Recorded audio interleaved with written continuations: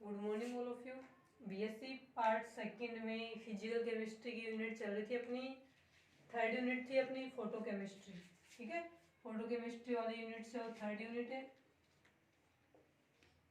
उसमें हमने पढ़ा था इससे पहले वाले क्लास में थर्मल और फोटोकेमिकल जो प्रोसेस है उनमें डिफरेंस क्या होता है, और इसके अलावा फोटो केमिस्ट्री के जो दो नियम थे, ग्रोथस ड्रेपर का नियम और सेकंड हमने पढ़ा था उसके अंदर स्टार्क आइंस्टीन का नियम या केमिकल इक्विवेलेंटी का नियम। उसके बाद में आज का अपना टॉपिक रहेगा, नेक्स्ट टॉपिक है फोटो केमिस्ट्री का जेबलोंस्की डायग्राम। इंपॉर्टेंट टॉपिक है जेबलोंस्की डायग्राम, यानी डायग्राम किस प्रकार से बनते हैं। और इन डायग्राम को सबसे पहले साइंटिस्ट था जेबलोंस्की नाम का। तो जेबलोंस्की नाम का जो साइंटिस्ट था उसके द्वारा सबसे पहले या सर्वप्रथम ये डायग्राम बनाए गए, तो उन्हीं के नाम से इन्हें जेबलोंस्की डायग्राम के नाम से जाना जाता है। अब ये होते क्या है जेबलोंस्की डायग्राम, देखो कोई भी पदार्थ है उसको जब हम प्रकाश देते हैं, लाइट रेडिएशन उसके ऊपर डालते हैं, तो उस पर पदार्थ के जो इलेक्ट्रॉन्स होते हैं वो क्या करते हैं, हाई एनर्जी लेवल पे जाएंगे और वापिस आते समय हाई एनर्जी लेवल पे चले गए, वहां पे भी क्या होते हैं, उनकी एनर्जी हाई है। एनर्जी विद कर्मानुपाती होती है स्टेबिलिटी। एनर्जी तो हाई है लेकिन उनकी स्टेबिलिटी कम है, तो इलेक्ट्रॉन्स क्या करते हैं, अपनी स्टेबिलिटी प्राप्त करने के लिए वापस हाई एनर्जी लेवल से लो एनर्जी लेवल पे आते हैं, और आते समय वो अवशोषित किए गए प्रकाश के पूरक प्रकाश का या फिर कुछ विकिरणों का उत्सर्जन करेंगे, जिसके कारण से हमें वह पदार्थ या वह वस्तु चमकती हुई दिखाई देती है। कुछ पदार्थ तो ऐसे होते हैं जो कि जितनी देर उसके ऊपर रेडिएशन गिरती है उतनी देर वो चमकेंगे, यानी उतनी देर उसमें से एनर्जी निकलती है, और रेडिएशन को हटाते ही वो चमकना बंद कर देते हैं। उसको तो हम बोलते हैं यहाँ पे फ्लोरोसेंस बोलते हैं। इसके अलावा कुछ पदार्थ ऐसे होते हैं जिनके ऊपर रेडिएशन डालेंगे, एक बार वो चमकना स्टार्ट हो गए, उसके बाद यदि हमने फोटो रेडिएशन है उनको हटा भी लिया तो भी वे कुछ समय बाद तक भी वो चमकते रहते हैं, यानी हाथों हाथ वो चमकना बंद नहीं करते।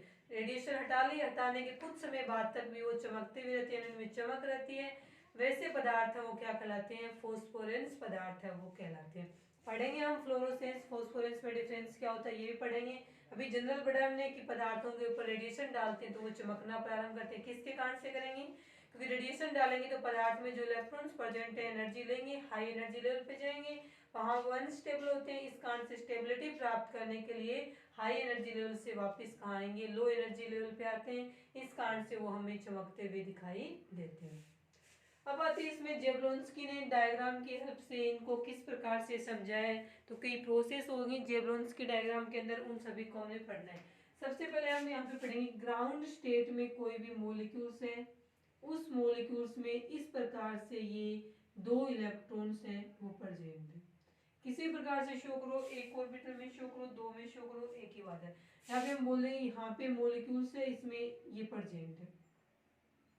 आगे इस ग्राउंड स्टेट में क्या है कि ये मॉलिक्यूल इस प्रकार से प्रेजेंट हो जाएंगे। यहाँ पे हम बोले ना कि अलग अलग हुंडल पावर के निर्माण से, तो ये इलेक्ट्रॉन इस प्रकार से करें या इस इलेक्ट्रॉन को हम इस प्रकार से शो करें, एक ही बात है। यानी ऐसा कब है, ग्राउंड स्टेट में, यानी जब पदार्थ के ऊपर कोई भी रेडिएशन नहीं डाली थी उस समय उसकी ऊर्जा निम्नतम होती है, उसे हम ग्राउंड स्टेट कहेंगे। फिर ग्राउंड स्टेट में मॉलिक्यूल है ये, अब हमने इसको क्या दे दी, फोटोन से इसको ऊर्जा दे दी, क्योंकि प्रकाश विकिरण और रेडिएशन में भी क्या होते हैं, फोटोन प्रेजेंट होते हैं। तो हम ये भी बोल सकते हैं कि इसके ऊपर फोटोन डालेगी, या फिर ये भी बोल देंगे इसके ऊपर रेडिएशन डालेगी, तो इसमें दो प्रकार से चेंज है वो आपके हो जाएंगे। दोनों चेंज में दो प्रकार के स्टेट बनेंगे, दोनों को ही हम एक्साइटेड स्टेट बोलेंगे। ये नहीं कि ये लो एनर्जी लेवल पे बनती है, नहीं, दोनों ही हाई एनर्जी लेवल की बनेंगी, लेकिन हम सिर्फ अलग अलग शो करें, दो प्रकार से इसमें चेंज हो सकते हैं। फर्स्ट चेंज इसमें क्या रहेगा कि हो सकता है कि दोनों इलेक्ट्रॉन्स हैं वो फोटोन को ग्रहण करने के बाद में इन दोनों की स्पिन, स्पिन क्या है इसकी, प्लस हाफ है माइनस हाफ है, इस प्रकार से दो होते हैं ना एक ऑर्बिटल्स में इलेक्ट्रॉन, तो एक की स्पिन क्या होती है प्लस हाफ, दूसरे की माइनस हाफ है, इस कारण से टोटल जीरो आएगी। ये तो क्या हुआ, जैसा सेम यहाँ पे था वैसे सेम कंडीशन यहाँ आ गई। हो सकता है इसकी स्पिन में चेंज हो जाए, एक की तो सेम ही रह जाए और दूसरे वाली भी चेंज हो गई, इसकी जैसी बन गई, बन गया। तो इस प्रकार से इसमें दो चेंज हो सकते हैं। जब किसी भी पदार्थ जो ग्राउंड स्टेट में होता है उसके ऊपर जब हम रेडिएशन डालते हैं तो उसके अंदर निम्न प्रकार से दो फॉर्म हो सकते हैं, उसमें दोनों में से देखो, इसकी क्या है प्लस हाफ रहेगी यहाँ पे, S1 बोल देंगे, S1 क्या है प्लस हाफ है, और S2 क्या है इसका माइनस हाफ है। तो total capital S is equal to क्या होगा, S1 प्लस में S2। तो कैपिटल S क्या है, इसके अंदर टोटल स्पिन क्वांटम नंबर है, जो कि दोनों इलेक्ट्रॉनों की स्पिन क्वांटम नंबर के योग के इक्वल रहेगा। ठीक है, अब हम इसमें क्या करेंगे, S1 क्या है प्लस हाफ और S2 क्या है माइनस हाफ, दोनों को जोड़ेंगे तो क्या आ गया, ये टोटल S0 आ गया। अब हमें एक स्टेप हो रहा है इसके अंदर, वो रहेगा स्पिन मल्टीप्लिसिटी। तो स्पिन मल्टीप्लिसिटी है वो इसमें क्या रहेगी, तो स्पिन मल्टीप्लिसिटी ज्ञात करने का फॉर्मूला क्या होता है, 2s प्लस वन।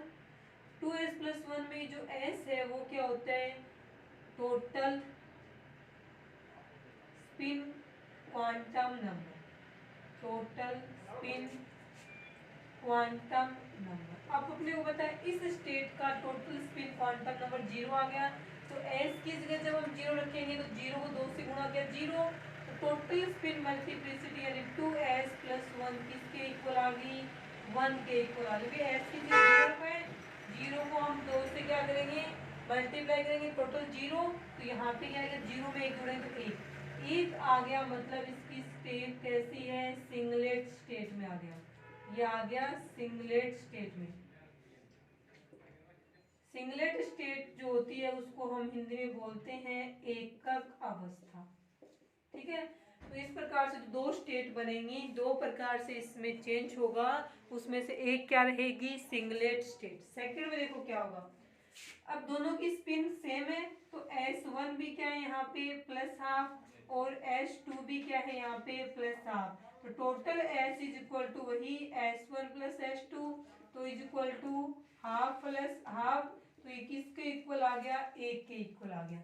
यानी इसके अंदर स्पिन मल्टीप्लिसिटी जो 2s प्लस 1 है उसमें कैपिटल S की जगह हम एक रख सकते हैं, एक रखेंगे, एक को 2 से गुणा किया 2, 2 में एक जोड़ेंगे 3, तो ये आ गया 3 आ गया। तब हम बोलेंगे इसकी जो स्टेट है वो कैसी आ गई, यहाँ पे ट्रिपलेट स्टेट आ गई, जिसे हम हिंदी में बोलेंगे तिर्यक या त्रिक अवस्था, इसे हम बोलते हैं।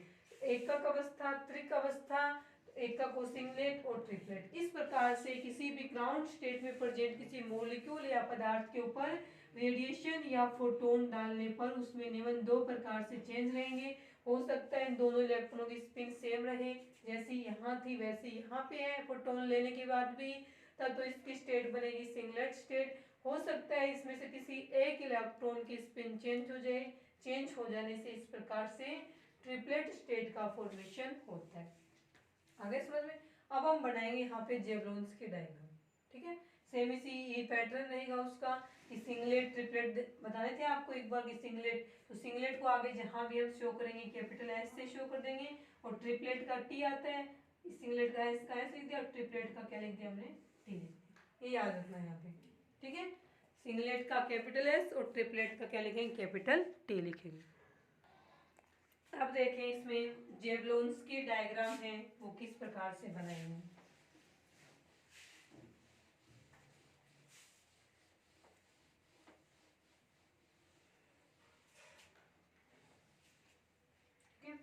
जेवलॉन्स की डायग्राम में यहाँ पे तो हम लिखेंगे एनर्जी है उसकी,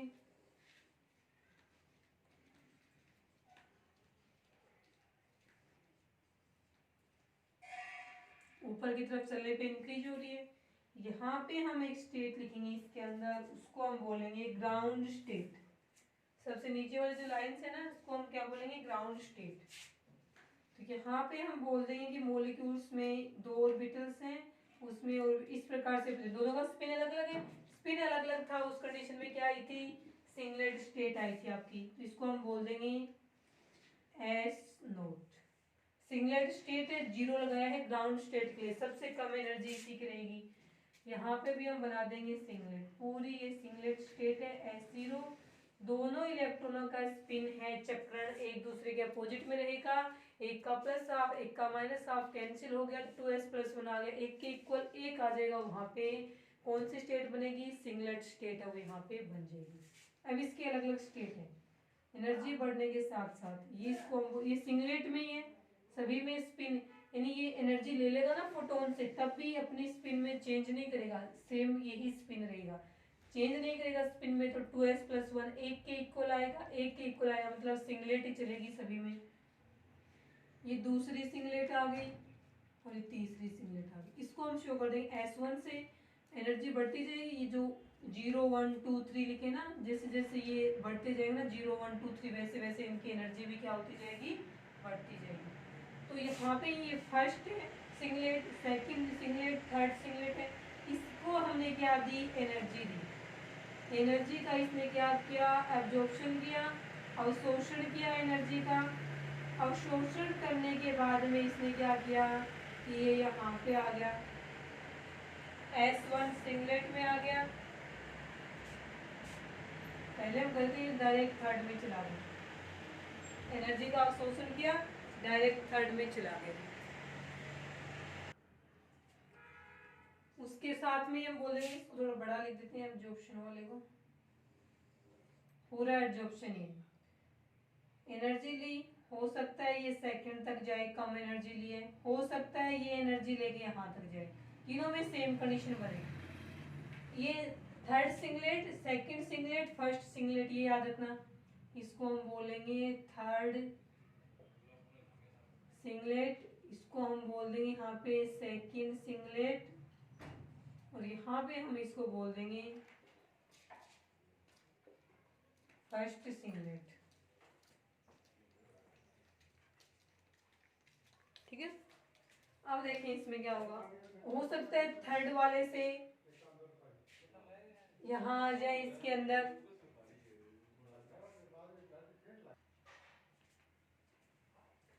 ठीक है, ये आ गया। उसके बाद यदि यहाँ से वो इलेक्ट्रॉन है वो यहाँ आए, थर्ड सिंगलेट से सेकंड सिंगलेट में, ये देखो ये ऐसे शो किया ना, ऐसे लहरदार वाला तीर है, तो हम कहेंगे कि ऐसा शो किया हुआ वो प्रोसेस कैसी होती है, नॉन रेडिएटिव प्रोसेस होती है।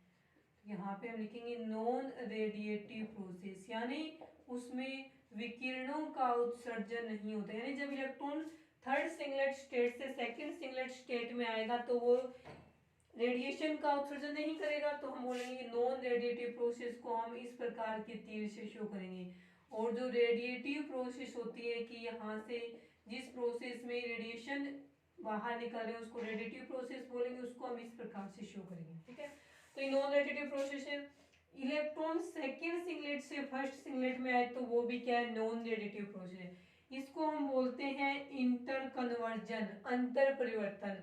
उसी सिंगलेट स्टेट से उसी की दूसरी सिंगलेट स्टेट होना है, एक सिंगलेट स्टेट से दूसरी सिंगलेट स्टेट में आना है, उसको हम क्या बोलते हैं, आईसी, इंटर कन्वर्जन या अंतर परिवर्तन के नाम से जानते हैं। इसको बोलेंगे हम सेकंड इंटर परिवर्तन और इसको बोलेंगे हम फर्स्ट अंतर परिवर्तन।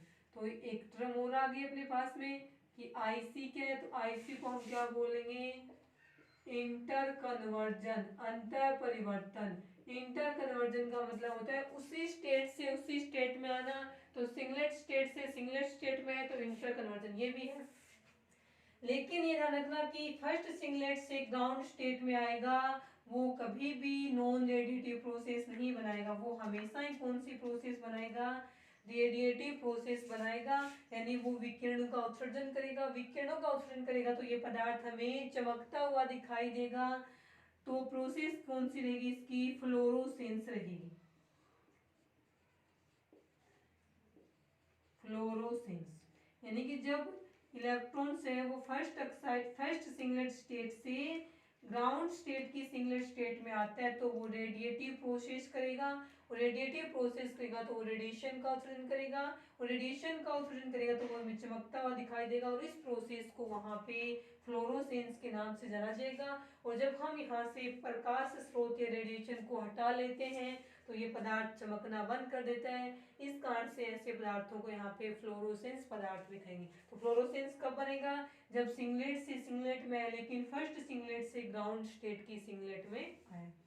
अब इसी प्रकार से इसमें क्या बनती हैं, ट्रिपलेट वाली स्टेट है वो बनती है, लेकिन ट्रिपलेट वालों की एनर्जी सिंगलेट वालों की तुलना में कम रहेगी। यानी ट्रिपलेट की थर्ड बनाएंगे तो उसकी एनर्जी सिंगलेट की थर्ड से क्या रहेगी, ज्यादा रहेगी। इसको हम बोल देंगे, ट्रिपलेट को टी से शो करें, थर्ड ट्रिपलेट है, सेकंड ट्रिपलेट है, और ये यहाँ पे हम लिख देंगे फर्स्ट ट्रिपलेट है। तो इसको हम बोल देंगे ट्रिपलेट, थर्ड ट्रिपलेट, ये हो जाएगी यहाँ पे सेकंड ट्रिपलेट, और ये हो जाएगी यहाँ पे फर्स्ट ट्रिपलेट। ठीक है, अब देखिए इसमें ट्रिपलेट वालों से देखना, थर्ड की इससे कम रहेगी, इसकी सेकंड से इसकी सेकंड, तो ट्रिपलेट की एनर्जी आपको क्या रखनी है, कम रखनी है। अब देखिए यहाँ से सिंगलेट से ट्रिपलेट में कोई भी इलेक्ट्रॉन्स जाता है तो इसको हम क्या बोलते हैं, इसको हम बोलेंगे यहाँ पे ICS के नाम से इसे हम लिखेंगे। ठीक है, ICS का मतलब इंटर सिस्टम क्रॉसिंग। क्रॉसिंग में क्या होता है, सिस्टम में क्रॉसिंग हो रही है, यानी सिंगलेट से ट्रिपलेट स्टेट में जा रहा है, तो यहाँ से जब इलेक्ट्रॉन्स यहाँ जाएगा तो इसको हम क्या बोलेंगे, तो थर्ड से थर्ड में जाने को हम क्या बोलेंगे, ISC बोलेंगे, ISC सेकंड बोलेंगे इसको हम। और ISC की फुल फॉर्म क्या रहेगी, वो रहेगी इंटर सिस्टम क्रॉसिंग के नाम से इसे हम जानेंगे। नाम रहेगा इंटर सिस्टम क्रॉसिंग, हिंदी में हम इसको बोलेंगे अंतर तंत्र क्रॉसिंग, या विनिमय हो जाएगा, अंतर तंत्र क्रॉसिंग है वो यहाँ पे हो जाएगा। उसके बाद में देखें इसमें क्या रहेगा, इसको हम थर्ड के नाम से बोल देंगे, थर्ड से थर्ड में सेकंड वाले से यदि इसमें आएगा तो इसको हम बोल देंगे ISC सेकंड, और इससे यहाँ पे आएगा, जैसे जैसे ऊपर बढ़ते जाए एनर्जी का गैप बढ़ता जाएगा, जैसे इसकी फर्स्ट का गैप कम, इसकी सेकंड गैप इससे ज़्यादा, थर्ड का इससे भी ज़्यादा, इसको हम बोल देंगे ICS फर्स्ट आ जाएगा। तीनों किस में रहेंगे, ICS फर्स्ट। तो इसमें भी सेम यही है कि यहाँ से इलेक्ट्रॉन सिंगलेट से ट्रिपलेट में जाएंगे तो ऐसे शो किया ना, ऐसे शो किया, इसका मतलब ये प्रोसेस कैसी है, नॉन रेडिएटिव प्रोसेस है। तो सिंगलेट से ट्रिपलेट में जाएगा कोई भी इलेक्ट्रॉन्स तो वो रेडिएशन है उनका उत्सर्जन नहीं करता, एमिशन नहीं करेगा, तो ये कैसी प्रोसेस रहेगी, नॉन रेडिएटिव प्रोसेस है वो मानी जाएगी। अब मान लीजिए फर्स्ट ट्रिपलेट से इलेक्ट्रॉन्स है वो ग्राउंड स्टेट में आ रहे हैं, लेकिन ग्राउंड स्टेट में इलेक्ट्रॉन्स कैसा है, सिंगलेट स्टेट में आएगा, तो इस प्रोसेस को यहाँ पे किस नाम से जाना जाएगा, फोस्फोरेंस के नाम से जाना जाता है। और फोस्फोरेंस के कारण से पदार्थ क्या होते हैं, चमकते हैं। तो ये रेडिएशन का उत्सर्जन करेगा ना, इस कारण से इसको सॉलिड लाइन से हमने शो किया है। तो ये रेडिएटिव प्रोसेस है, ये भी रेडिएटिव प्रोसेस है, लेकिन फोस्फोरेंस और फ्लोरोसेंस में डिफरेंस क्या रहेगा, कि फोस्फोरेंस यानी जब ट्रिपलेट से स्टेट से इलेक्ट्रॉन सिंगलेट स्टेट में आता है तो इलेक्ट्रॉनों के स्पिन में चेंज होने से इलेक्ट्रॉनों को रेडिएशन का उत्सर्जन करेगा, इस कारण से वो पदार्थ चमकता हुआ दिखाई देता है। और यदि हम इस पदार्थ से रेडिएटिव सोर्स है, प्रकाश स्रोत है, उसको हटा लेते हैं तभी ये पदार्थ कुछ समय बाद तक भी चमकता रहता है। इस कारण से इस क्रिया को यहाँ पे फोस्फोरेंस के नाम से जाना जाता है। यानी इसमें तो कहाँ से है, S1 से S0 में है, और इसमें कहाँ से कहाँ है, तो इसके अंदर पदार्थ है वो T1 से किस में आया है, S0 वाली सिस्टम है उसके अंदर। इसमें यदि हम इसको लिखें तो ट्रिपलेट में क्या रहेगा, चेंज हो जाएगा, दोनों की स्पिन सेम हो जाएगी, इसके अंदर भी दोनों स्पिन सेम है और इसमें भी दोनों की स्पिन है वो सेम है। इस प्रकार से बनते हैं आपके यहाँ पे जेबलोन्स के डायग्राम। इसमें तो स्पिन लिख भी सकते हो यहाँ पे, बाकी सेम ये स्पिन है, ऊपर वालों में भी स्पिन है इनकी सेम ही रहेगी। ये बनेंगे आपके यहाँ पे जेबलोन्स की डायग्राम। तो आगे समझ में, ये रहेंगे जेबलोन्स के डायग्राम। इसके बाद में इस वाले में ये फोस्फोरेंस फ्लोरोसेंस है, इनका एग्जाम्पल्स वगैरह हैं, और ये क्या होती हैं, प्रोसेस क्या होती है, ये सब हम नेक्स्ट वीडियो में फोस्फोरेंस फ्लोरोसेंस में डिफरेंस है वहाँ पे पढ़ेंगे। एक को बोलते हैं सफुर्दीप्त पदार्थ और एक को बोलते हैं प्रतिदीप्त पदार्थ। तो ये आगे इसमें जेबलोन्स की डायग्राम, ये पूरा जो डायग्राम बन रहा है इसी डायग्राम को किस नाम से जानते हैं, जेबलोन्स की डायग्राम के नाम से जानेंगे। और ये डायग्राम है वो सबसे पहले जेबलोन्स्की नाम के साइंटिस्ट ने बनाया था ये डायग्राम, इसीलिए इस डायग्राम को उसी के नाम से जेबलोन्स्की डायग्राम के नाम से जाना जाता है। आगे समझ में, ये रहेगा आपका जेवलॉन्स की डायग्राम। इसके बाद में इसका जो नेक्स्ट पार्ट है, नेक्स्ट टॉपिक है, वो हम करेंगे कल की क्लास में। आज के लिए इतना ही।